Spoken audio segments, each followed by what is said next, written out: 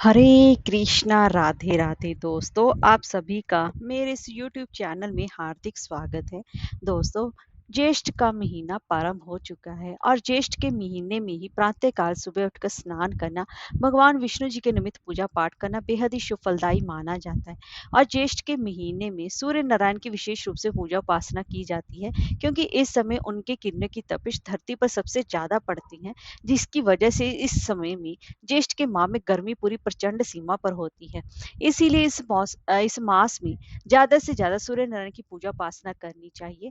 और इस मास में विशाख मास की तरह ही जल दान को सबसे उत्तम दानों में से एक माना जाता है। इसीलिए आपको राहगीरों को पानी पिलाना चाहिए, प्याऊ लगवाना चाहिए और आपकी समर्था हो तो ठंडे शरबत का भी दान करना चाहिए। और इसी के साथ साथ इस मास में भगवान हनुमान जी की विशेष रूप से पूजा उपासना की जाती है, क्योंकि वह इस ज्येष्ठ माह में ही राम जी से पहली बार मिले थे, जिसमें कि बुढ़वा मंगलवार की सबसे ज्यादा महत्ता मानी जाती है।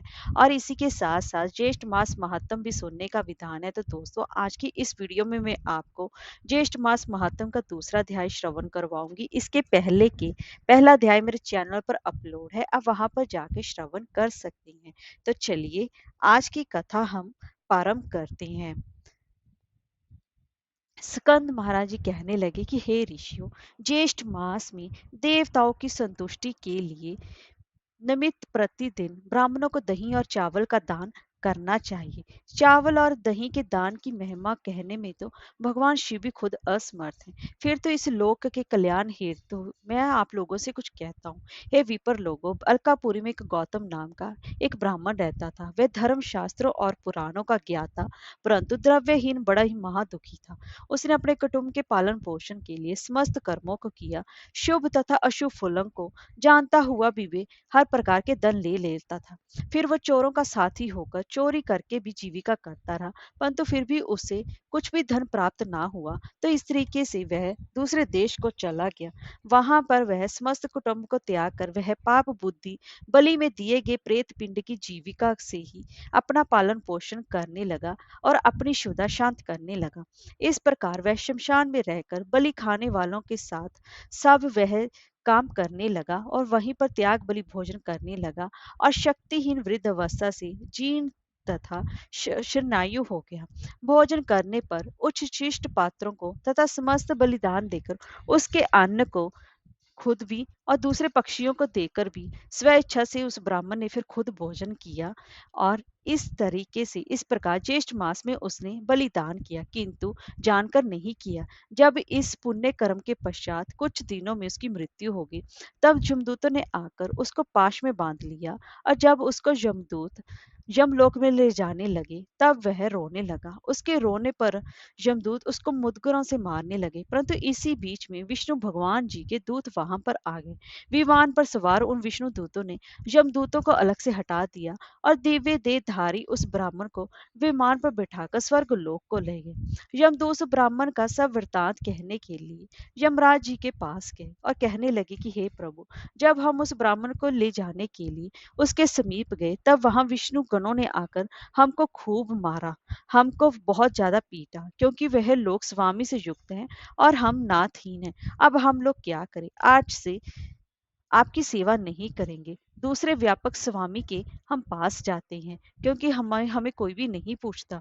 दूतों के ऐसे वचन सुनकर यमराज अत्यंत ही क्षुब्ध हुए और शीघ्र ही बैंसे पर सवार होकर दंडधारी यमराज जी ने क्षण मात्र में वहां पहुंचकर विष्णु जी के दूतों के सामने ही उनको भी ताड़ित किया और उनको मारने पीटने लगे। वह सब देखते देखते विष्णु जी के दूत विमान छोड़कर वहीं वर से वह भाग गए।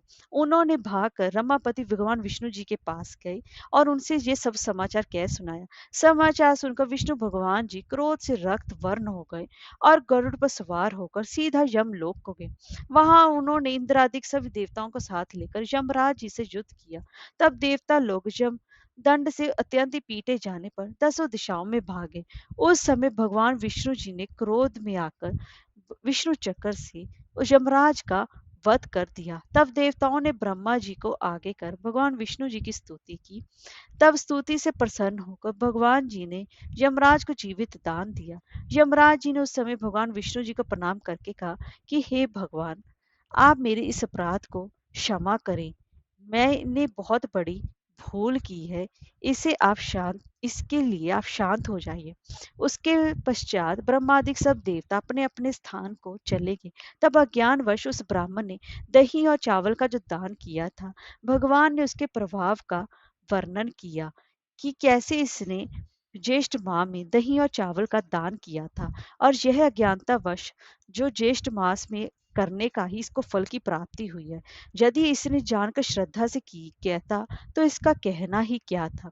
इसीलिए सभी को ज्येष्ठ मास में अन्न दान करना चाहिए और अंततः प्रत्येक उपाय से ज्येष्ठ मास में द्विज जातियों को प्रतिदिन दही और चावल का दान अवश्य करना चाहिए और प्रतिदिन ब्राह्मणों के चरण देखकर सुगंधित चंदन से उनका पूजन उपासना करनी चाहिए और सुगंधित पुष्प माला विधि प्रकार की नाना प्रकार की और इसी के साथ-साथ उनको ठंडे शरबत, लस्सी उससे सत्कार करना चाहिए। स्वयं भी सुगंध युक्त होकर उनको पंखे से हवा करनी चाहिए। और हे ब्राह्मणों, इस प्रकार जो ज्येष्ठ मास में स्नान, दान और पूजन आदि करते हैं, वह लोग परम गति को प्राप्त होते हैं। इसीलिए सभी को इस ज्येष्ठ मास में अन्न का दान अवश्य ही करना चाहिए। हरे कृष्णा, राधे राधे।